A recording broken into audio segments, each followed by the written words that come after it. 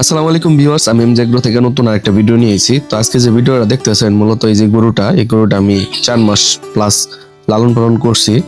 তো আজকে এই গরুটা বিক্রি করে দিতেছি। তো আমার এই যে এক ভাই আসছে আর একটা বড় ভাই এসছে, তার দুইজন মিলা মূলত গরুটা বাইর করব। তা আমি প্রথমত একটু ভয় পাইছিলাম, কারণ গরুটা ঢোকানোর পর থেকে কোনো সময় আর বাইর করা হয় নাই। কিন্তু ওই হিসাবে মনে করলাম যে কিন্তু না, আসলে যেহেতু পিচ্ছিল, মানে কদিন ধরেই বৃষ্টিতে ভিজতেছে, যে কারণে একটু জায়গাটা পিছল অবস্থায় আছে। তারপরে খুব 2-3 জনে মিলে আর কি খুব শান্তশিষ্ট ভাবে গরুটা বাইর করলাম। তো আমরা মূলত আজকের ভিডিওতে জানবো যে গরুটা কিভাবে বিক্রি করলাম বা কত দিয়ে কিনা ছিল, সবকিছু আমরা ডিটেলসে জানাবো, কেমন লাভ হইলো।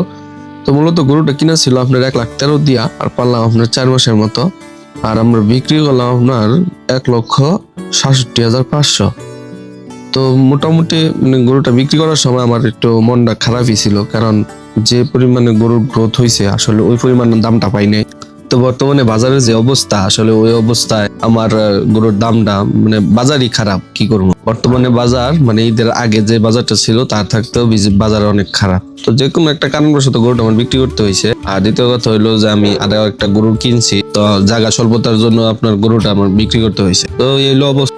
তো যাই হোক, আলহামদুলিল্লাহ আল্লাহ তাআলা যেটা ভালো মনে করছে বা যেটা দিছে আমার রিজিকে যেটা আছে ওটাই হয়েছে। এটা নিয়ে মন খারাপের কোনো কিছু নাই, কিন্তু সাময়িক একটু মন খারাপ হইলেও পরবর্তীতে আল্লাহ তাআলার উপর ভরসা কইরা আমার রিজিকে যতটুকু ছিল আমার নসিবে আমি অতটুকু পাইছি, মানে এটাই সান্ত্বনা হিসেবে নিছি। এবং আল্লাহ তাআলার ফয়সালা সবসময় ভালো হবো, এটাই স্বাভাবিক। তো এইভাবেই আমরা মোটামুটি ভাবে গাড়িটা সুন্দর করে গরুটারে তুইলা বাস টাস কইরা একবারে দিয়ে দিলাম। তার প্রত্যেকটা পশুই মানুষজন যখন পালে, তো এই পশুগুলো বিক্রি করার সময় একটু, যে কয় মাসই পালুক, কিন্তু বিক্রি করার সময় একটু আর কি খারাপটা লাগবে, এটাই স্বাভাবিক। আর দ্বিতীয় কথা হইলো যে বর্তমানে অনেকে আছে যে মনে করে যে গরু পাইলে আমরা লাখ লাখ টাকা ইনকাম করবো। আসলে তাদের জন্য বলতেছি, বর্তমানে পরিস্থিতি, বাজার ব্যবস্থাপনা সবকিছু মিলে খাদ্য খরচ এখন এমন একটা জায়গায় বা এমন একটা পর্যায়ে এসে দাঁড়াইছে যেখানে থেকে আসলে যে ওই রকম প্রফিট করাটা বিরাট সমস্যা হয়ে গেছে। আর একটা বেশি সমস্যা হয়েছে ওই অতিরিক্ত খামারি বলতে অনেকে বলবো যে ভাই আপনি কি না করেন আমাদের খামার করতে।